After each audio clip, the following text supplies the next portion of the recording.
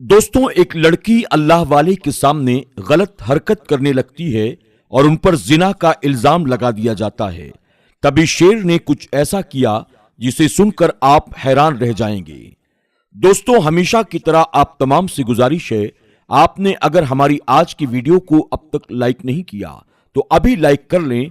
अगर आप हमारे चैनल पर नए आए हैं और आपने इसे सब्सक्राइब नहीं किया तो अभी सब्सक्राइब कर लें और आइंदा आने वाले तमाम नए वीडियोस की नोटिफिकेशन के लिए बेल आइकन को क्लिक करना न भूलें।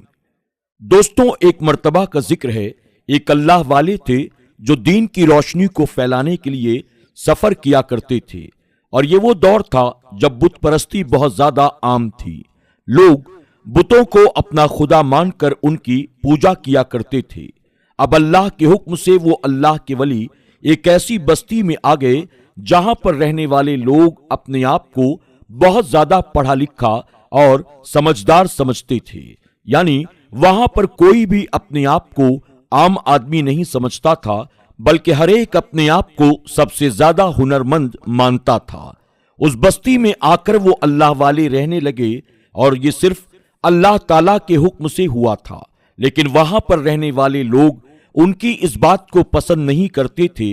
वहां के कुछ नौजवान, वो भी खुद को बहुत ज्यादा पढ़ा लिखा कहते थे, उनको बहुत ही गुस्सा आता था कि भला ये कौन है और हमारी बस्ती में आकर ये क्यों रहता है, क्योंकि उन काफिरों की बस्ती में एक भी मुसलमान नहीं था। दोस्तों, आप जानते हैं, कहा जाता है कि जहां पर आपके 100 दुश्मन हो वहां पर एक दोस्त अल्लाह ताला जरूर पैदा फरमा देता है। अब वो बस्ती तो काफिरों की थी, लेकिन अल्लाह ताला ने उस बस्ती के एक बूढ़े आदमी के दिल में अल्लाह वाले की मोहब्बत को डाल दिया था।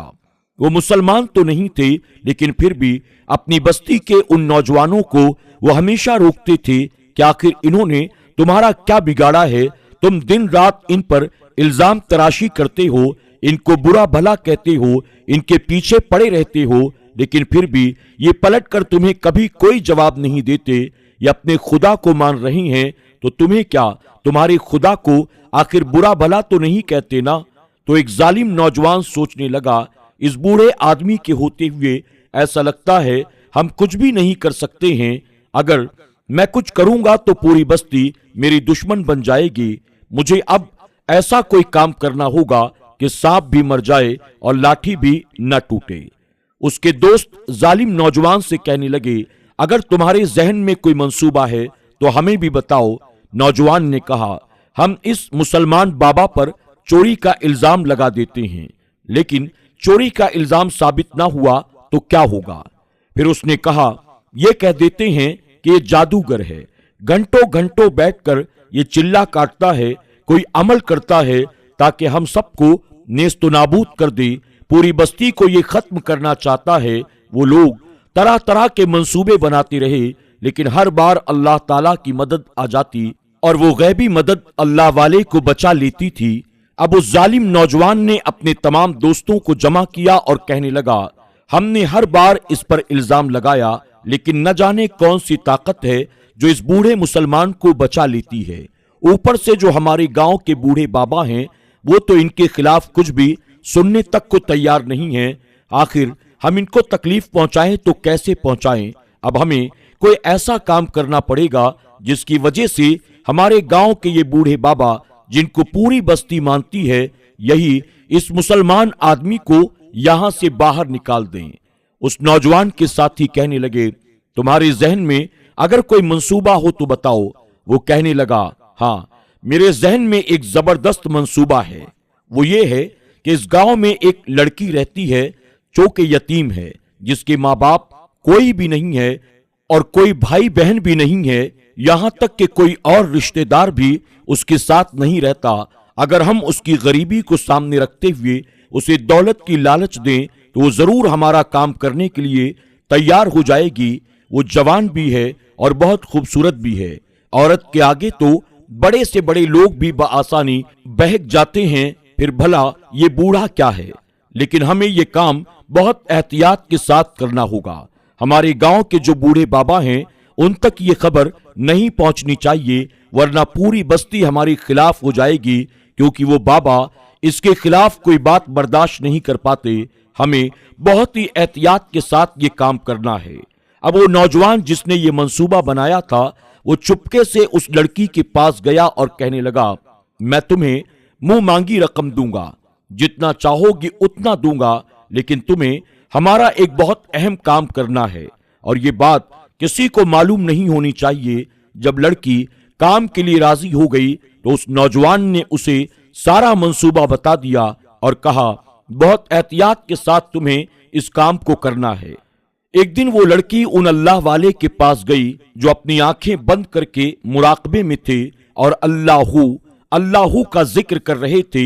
ایک دن گزر گیا, دوسرا دن بھی انتظار میں گزر گیا. ہر بار وہ لڑکی بزرگ بابا کے پاس آتی اور ناکام ہو کر واپس چلی جاتی تھی. اللہ کے ولی اپنی نظر اٹھا کر اس کی طرف دیکھنے کو تیار نہیں تھے. دیکھنا تو دور کی بات ہے, نظریں اٹھا کر کبھی اس کی طرف متوجہ بھی نہ ہوئے. جو نظروں کا گناہ نہیں کر رہے تھے وہ آخر اس کے جال میں کیسے پھنس سکتے تھے. آخرکار لڑکی تل ملا کر وہاں سے بھاگ جاتی ہے اور سوچتی ہے کہ یہ آدمی تو میرے بہکاوے میں آ ہی نہیں سکتا. بڑے بڑے سورماؤں کو میں نے بہکا دیا اور یہ آدمی میری طرف دیکھتا بھی نہیں. جب یہ میری طرف دیکھتا نہیں تو آخر گناہ کیسے کرے گا. اسی پریشانی میں وہ لڑکی اس نوجوان کے پاس آئی جس نے اسے بزرگ بابا کے پاس بھیجا تھا. کہنے لگی تم نے مجھے بہت ہی مشکل کام دے دیا ہے. میں سمجھ رہی تھی کہ میرے حسن و جمال میں وہ بوڑھا آسانی کے ساتھ پھنس جائے گا, لیکن نہ ہی وہ میری طرف دیکھتا ہے, نہ ہی مجھے ایسا لگتا ہے کہ وہ میری موجودگی کو محسوس بھی کر رہا ہے. وہ تو کسی اور ہی دنیا میں کھویا رہتا ہے, نہ جانے کس سے باتیں کرتا رہتا ہے. میں تو ہار گئی ہوں, میں اس کا کچھ بھی نہیں کر سکتی. وہ ظالم نوجوان اس لڑکی سے کہنے لگا کمال کی بات ہے, اتنی حسین عورت کو وہ آدمی دیکھتا ہی نہیں, کیونکہ وہ بوڑھا بہت پکا ہے, اپنے مذہب پر قائم ہے اور یہ اس کی سب سے بڑی خوبی ہے اور ہماری سب سے بڑی ناکامی ہے. اگر وہ کامیاب ہو گیا تو اس بستی کے سارے لوگ ایک دن مسلمان ہو جائیں گے. کیا تم چاہتی ہو ہم سب اپنے باپ دادا کے مذہب کو چھوڑ دیں؟ لڑکی نے کہا ہرگز نہیں. تو ظالم نوجوان کہنے لگا میرے پاس ایک اور منصوبہ ہے, اس میں تو وہ بوڑھا ضرور پھنس جائے گا.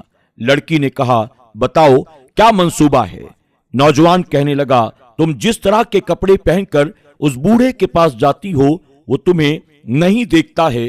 ایک کام کرو, مسلمانوں کے مذہب کے مطابق تم اپنے آپ کو اچھی طرح سے ڈھک کر اس بوڑھے کے پاس جانا اور کہنا میرے گھر میں ایک سانپ گھس آیا ہے, میری مدد کرنے والا کوئی نہیں ہے, کیا آپ میری مدد کر سکتے ہیں؟ اب وہ لڑکی اس نوجوان کے کہنے پر اپنے آپ کو اچھی طرح سے کپڑے میں لپیٹ کر یعنی با پردہ ہو کر ان بزرگ اللہ والے کے پاس آتی ہے اور کہتی ہے بابا میں نے آپ کی بہت تعریف سنی ہے, مجھے لگتا ہے آپ بہت نیک انسان ہیں. میں ایک بہت بڑی مصیبت کا شکار ہو چکی ہوں. میرے گھر میں ایک سانپ داخل ہو چکا ہے جسے میں نہیں مار سکتی ہوں اور نہ ہی وہاں کوئی میری مدد کرنے والا موجود ہے. بابا کیا آپ میری مدد کر سکتے ہیں؟ آپ کا مجھ پر بہت احسان ہوگا. اللہ والے نے جب یہ سنا اپنی آنکھیں کھولی اور کہنے لگے بیٹی چلو میں تمہارے ساتھ تمہارے گھر چلتا ہوں. اب لڑکی نے سوچا کسی نے آج تک مجھے بیٹی نہیں کہا, لیکن اب بھی وہ لڑکی گناہ کرنا چاہتی تھی. صرف پیسوں کی لالچ میں اس نے بزرگ سے کہا چلیے جلدی چلیے. ویسے تو لڑکی کے گھر میں کوئی بھی نہیں رہتا تھا, لیکن وہاں پر ایک بہت بڑا بت اس کے گھر میں موجود تھا جو کسی عورت کا بت تھا اور اس کے ساتھ میں ایک شیر کا بت بھی یعنی ایک شیر کا پتلا بھی موجود تھا. وہ اللہ والے جنہوں نے اب تک اس لڑکی کو نظر اٹھا کر دیکھا بھی نہیں تھا, لیکن جب بیٹی کہہ دیا تو باپ کی نظر سے اس کی طرف دیکھا. وہ لڑکی اچھی طرح سے لباس پہنے ہوئے تھی. وہ اللہ والے اس کے ساتھ اس کے گھر آ گئے. لڑکی نے کہا سانپ اس طرف گیا ہے, آپ جا کر دیکھیں, اور پھر زہریلی مسکراہٹ کے ساتھ اللہ والے کی طرف دیکھتی رہی. اللہ والے نے پورے گھر میں سانپ کو تلاش کیا لیکن سانپ کہیں بھی نہ ملا. جب بہت کوشش کر لی تھک کر بیٹھ گئے اور کہا بیٹی سانپ تو نظر نہیں آتا, کہاں چلا گیا؟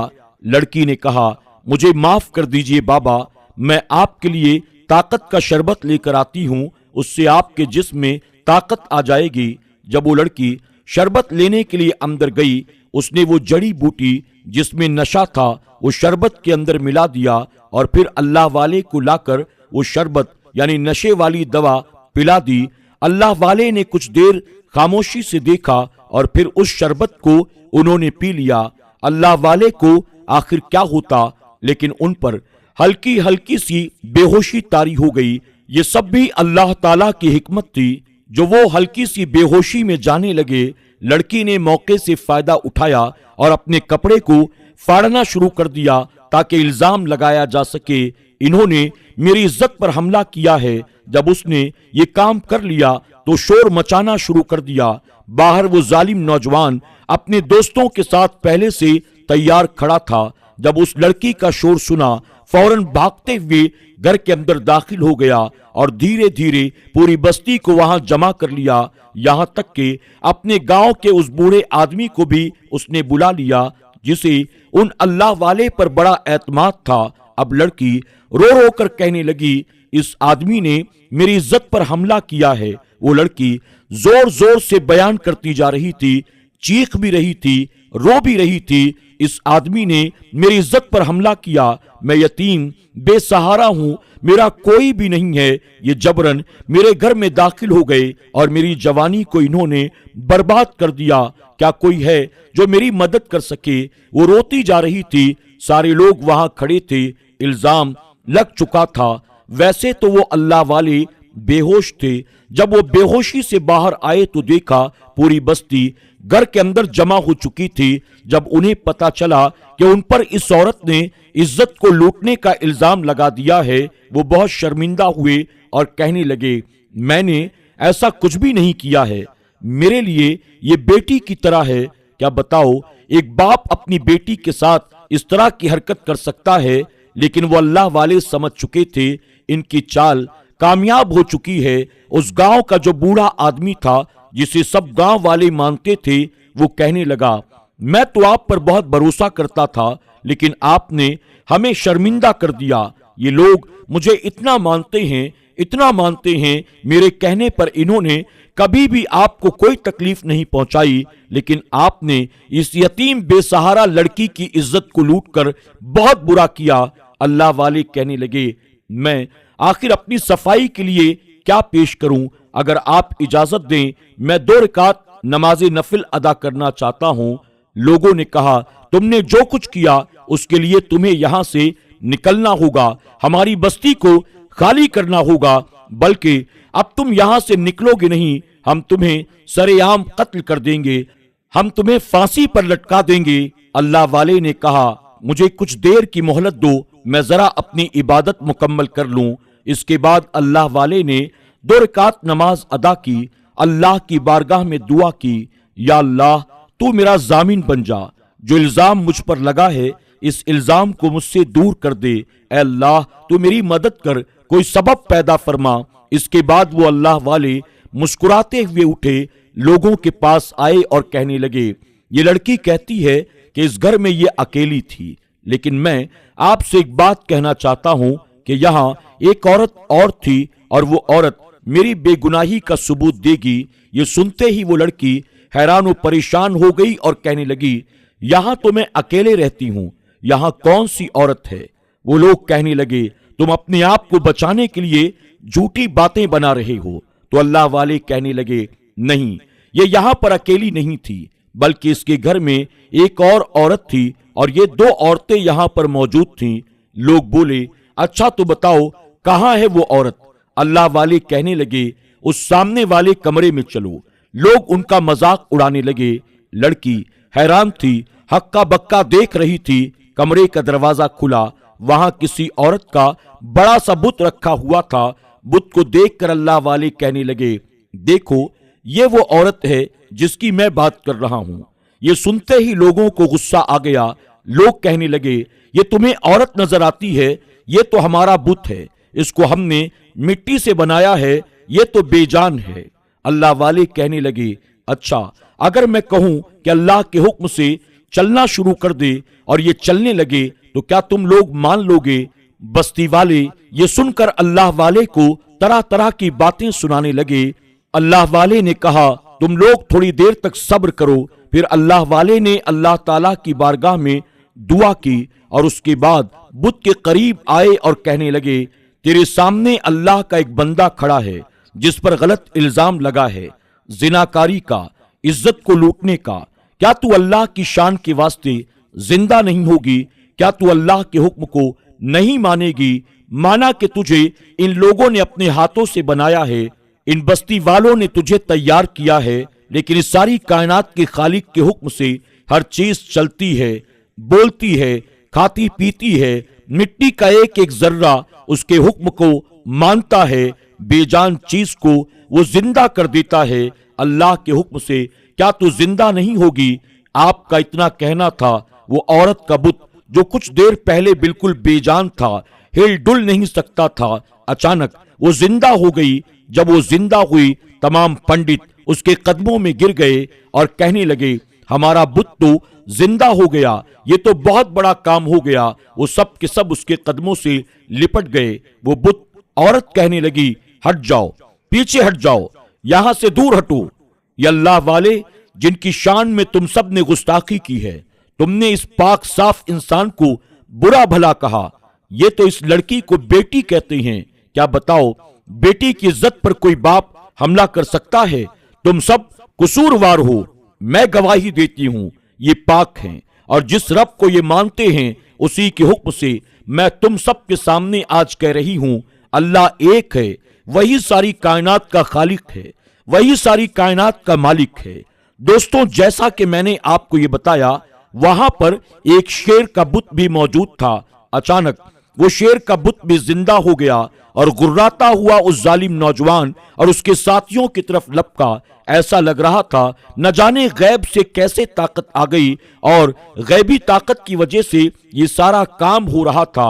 एक औरत का बुत जिंदा होकर चल पड़ा, अल्लाह ताला की गवाही दे रहा था और वो शेर उन पर हमला करके उनको जख्मी कर रहा था। उसी वक्त अल्लाह वाले ने कहा, रुक जाओ ऐ शेर, रुक जा अल्लाह के हुक्म से, मैं इन्हें माफ करता हूं।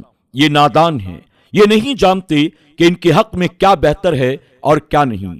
मैं तो एक सच्चे दीन को फैलाने के लिए यहां आया हूं। हम बस एक अल्लाह को मानते हैं और उसी अल्लाह ने पूरी कायनात को पैदा किया है।